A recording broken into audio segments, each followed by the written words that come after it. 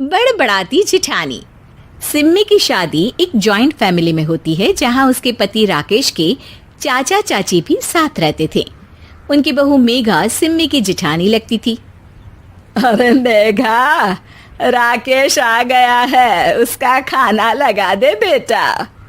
हाँ माँ, बस वो चेंज कर ले, मैं खाना लगा दूंगी।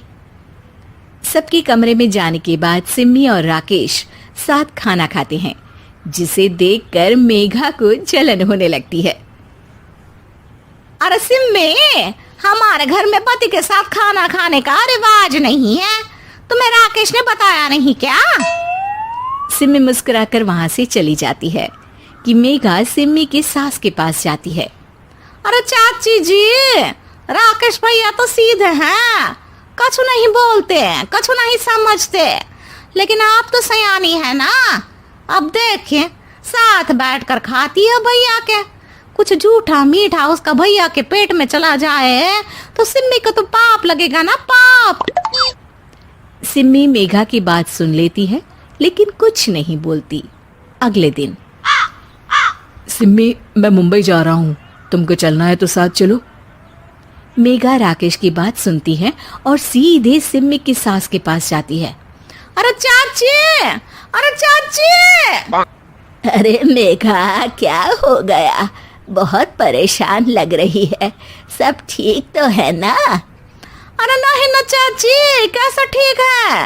राकेश भैया मुंबई जा रहे हैं, आप तो जानती हैं कितने सीधे हैं, इतनी दूर जा रहे हैं, कहीं कुछ हो न जाए।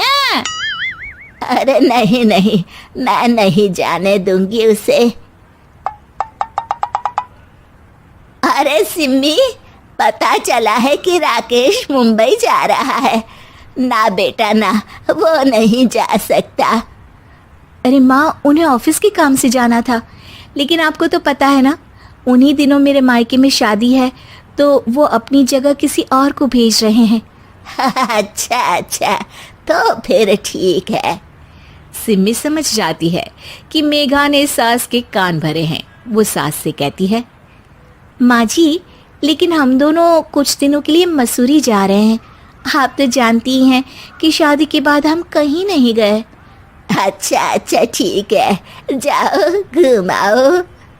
सास वहां से चली जाती है। सिम्मी अपने कमरे में कपड़े पैक कर रही होती है कि तभी मेघा आ जाती है। अरे गर्मी में सर्दी के कपड़े काहे पैक कर रही हो?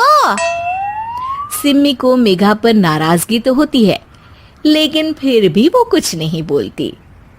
दरअसल मैं और राकेश हनीमून के लिए मसूरी जा रहे हैं ना। का हनीमून? हाँ हाँ, हनीमून। क्यों? हनीमून के लिए तो पति पत्नी ही जाते हैं ना, तो मैं और राकेश जा रहे हैं। मेघा भागकर सिम्मी की सास के पास जाती है। अरे चाची, सच में तुम लोगों जितना सीधा परिवार तो मैंने देखा ही नहीं है। अरे अकेले भेजोगे दोनों को? मैं और सुरेश तो कभी अकेले नहीं गए। हाँ भाई, हम तो परिवार में ही अच्छे, बड़ों के बीच, ऊपर से खर्चे है भगवान। अरे चाची, पहाड़ी इलाका है, कुछ हो गया तो? सास सीधे सिम्मी को बुलाती है, लेकिन सिम्मी तो वहीं सास के कमरे के बाहर ही खड़ी थी। बस मेघा दीदी, आपसे यही उम्मीद थी। अरे बड़ी हूँ, घर के कायदे कानून तो मैं ही बताऊंगी ना।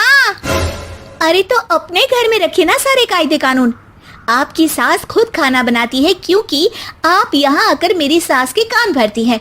आपका पति हमेशा खुद खाना लेकर खाते हैं, क्योंकि आप मेरे घर में ये देखने के लिए बैठी रहती हैं कि मैंने और राकेश ने साथ खाना खाया तो खाया कैसे। मेघा दीदी, आप अपने घर और घर वालों का ख्याल रखिए। मेरे घर में ज्यादा घुसने की जरूरत नहीं है, और हाँ, मैं अपने सास और पति को संभाल लूंगी। मेघा चिल्लाती हुई वहां से चली जाती है, जिसकी आवाज सुनकर राकेश वहां आ जाता है। सिम्मी, मैंने तो तुम्हें पहले ही अपने घर का माहौल बता दिया था। हाँ राकेश, तुम्हारे घर का माहौल बहुत अच्छा है, लेकिन बाहर से कुछ लोग आकर इसे खराब करना चाहते हैं, जो मैं नहीं होने दूंगी।